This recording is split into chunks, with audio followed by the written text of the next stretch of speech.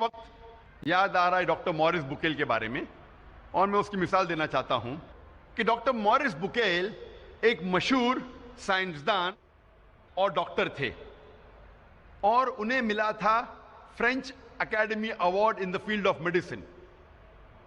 اور ڈاکٹر مورس بکیل جو عیسائی تھے، انہیں چنا گیا تھا ریسرچ کے لیے ممی آف منپٹا کا۔ ممی آف منپٹا وہ فرعون جو موسیٰ علیہ السلام کے وقت تھا، اس کے جسم، اسے کہتے ہیں ممی، اس کے اوپر ریسرچ کرنے کے لیے ڈاکٹر مورس بکیل کو چنا گیا تھا۔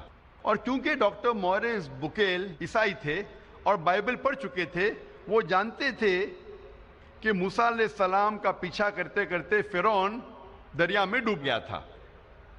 لیکن جب وہ سعودی عربیہ پہنچتے ہیں، وہاں ایک مسلمان انہیں کہتا ہے کہ قرآن مجید میں لکھا ہے سورہ یونس میں، سورہ نمبر 10 آیت نمبر 92 میں، کہ اللہ سبحانہ وتعالیٰ فرماتے ہیں کہ ہم فرعون کے جسم کو محفوظ رکھیں گے تاکہ وہ آنے والے لوگوں کے لیے نشانی بنے۔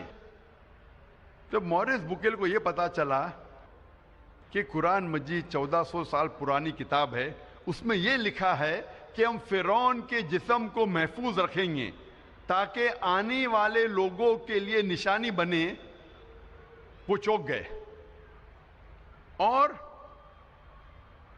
وہ قرآن مجید کا ترجمہ پڑھے۔ اور قرآن مجید کا ترجمہ پڑھنے کے بعد اتنا متاثر ہوئے کہ قرآن مجید کو اچھے سے جاننے کے لیے انہوں نے 50 سال کی عمر میں عربی سیکھی۔ آپ سوچ سکتے، ایک غیر مسلم، ایک عیسائی 50 سال کی عمر میں عربی زبان سیکھ رہا ہے قرآن مجید کو سمجھنے کے لیے۔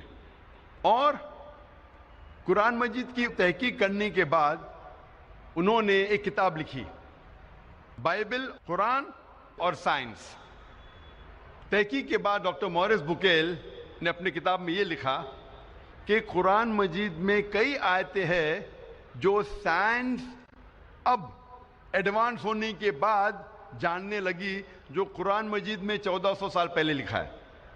اور ڈاکٹر مورس بکیل کہتے ہیں کہ قرآن مجید میں ایک بھی آیت نہیں ہے جو سائنس سے ٹکراتی ہے، لیکن بائبل میں کئی ورسز ہے جو سائنس سے ٹکراتے ہیں۔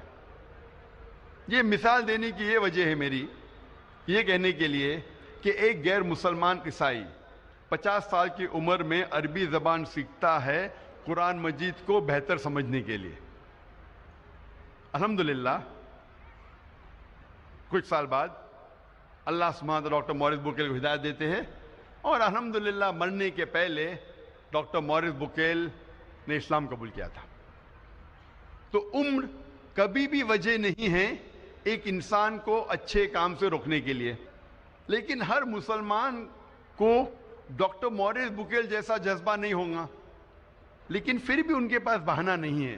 اگر کوئی عربی زبان نہیں سیکھ سکتا ہے تو کم از کم وہ قرآن مجید کا ترجمہ پڑھے۔